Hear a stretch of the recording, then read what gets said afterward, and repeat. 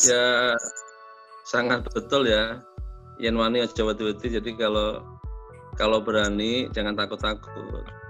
Tapi biasanya sesuatu yang baru itu ada dua hal, bikin orang takut atau senang. Kalau kita punya motor baru, motor mobil baru, rumah baru, apa yang baru senang. Tapi ada juga yang membuat kita takut, gitu. Ya, ada dua cara yang membuat supaya kita berani. Keyakinan. Ini contoh nih mungkin agak sedikit bercanda ya. Ketika kita punya istri baru pasti ada kesuka gitu. Tapi ada takut waktu itu juga. Wah, gimana nih malam pertama? Gitu Pak Anas.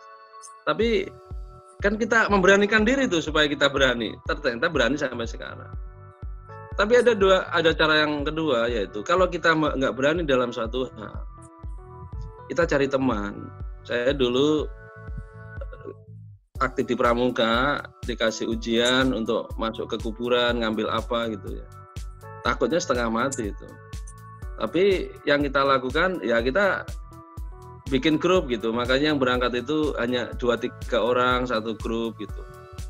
Kalau 3 orang semuanya tuh kalau bersatu kan jadi berani gitu. Jadi itu sudah betul tadi Pak Joko sudah ikut kelas-kelas bisnis, itu sedang cari teman. Di situ banyak orang yang takut juga sebetulnya memulai sebuah usaha gitu. Jadi cari teman. Tapi kadang juga kita nggak mau ditemanin. Kalau mengukur kenikmatannya buat pribadi gitu, kebahagiaannya buat pribadi. Contohnya ketika kita maaf ya pengantin baru kan nggak mungkin ngajak teman Pak Anas. Tapi kalau kita pengen sedikit bercanda di pagi hari, itu ya. Itu Pak Joko itu sudah betul, tapi saya sedikit kasih masukan, usaha itu apapun usahanya, tulang punggungnya ya, sebenarnya ada 4 pilar nih. Pilar pertama adalah marketing. Jadi kalau kita mau usaha apapun, kita belajar jualan. Memang itu mental, kita harus berani, melawan gengsi, melawan malu, melawan minder, macam-macam tuh.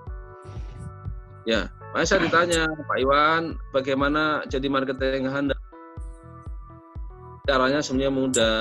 Kalau Bapak sudah pernah diludahin muka Bapak oleh orang dan warna kulitnya tidak berubah, itu Bapak akan jadi marketing hebat. Artinya apa? Bapak mampu mengendalikan emosi. Gitu. Kan kalau kita marah, muka kita berubah. Kalau kita kecewa, muka kita berubah. Kan gitu. Ya Pak, makanya latihan mengendalikan emosional dengan cara jualan ditolak, alhamdulillah. Bapak nggak beli, nggak masalah. Hari ini saya dapat pahala, karena apa? Pahala silaturahmi. Besok datang lagi, terus datang lagi. Itu Pak. Jadi nanti Pak Joko usahanya apa? Pak, saya nggak punya modal, gampang. Bapak cari teman yang punya produk. Pak, boleh nggak saya bantu jualan? Kalau jadi reseller, berapa komisi saya? Oke, 10%. Baik, belajar, Pak. Jadi belajar itu jangan ujuk-ujuk pengen untung besar, Pak. Jadi melatih mental kita, melatih keberanian kita. Laku 1, besok laku 2, besok laku 3. Jualan apa? Jualan apa aja yang bisa dijual. Ya, mohon maaf, ada salah satu saudara kita aja, sampah aja bisa laku jadi duit. Sampah saya bisa jadi peci putih, peci haji, kan luar biasa. Ya, masa kita jual sesuatu yang berharga aja nggak bisa gitu. Itu logika sederhana saya. Dan saya meyakini selama kita bergerak Pak, apalagi guru, insya Allah saya guru, tapi jangan pas ngajar kita jualan ya Pak. Jualannya pas waktu yang lain gitu, kenal sama wali siswa dan sebagainya. Makin guru itu kan makin banyak dikenal, makin banyak komunikasi. Begitu Pak. Jadi saya pernah ada cerita, ada teman saya, Pak, saya mau keluar kerja, mau bisnis. Saya tanya bisa apa? Jualan sarung. Oh, ngambilnya dari mana? Sudah punya partner apa belum? Sudah Pak, dari Pekalongan ada sebuah pabrik. Saya dapatkan harga yang bagus. Kenapa keluar kerja? Saya tanya. Saya pengen jualan. Jualan kemana? Ke tetangga saya. Saya tanya di pabrik itu ada berapa karyawan? Ada 5.000 orang.